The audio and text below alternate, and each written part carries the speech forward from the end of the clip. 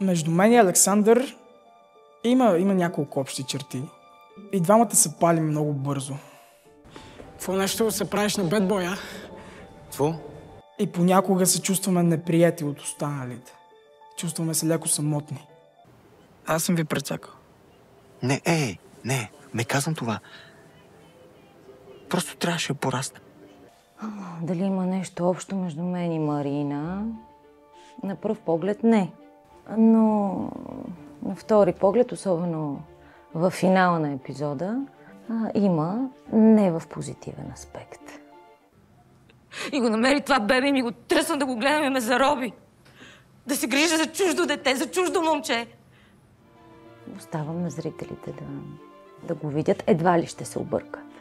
Не намирам никакви общи черти между мен и персонажа ми, който играе. Най-малкото аз не гледам футбол, пък той е жесток за палянко. Пирешкото е супер крехко. Точно като за финал на европейско.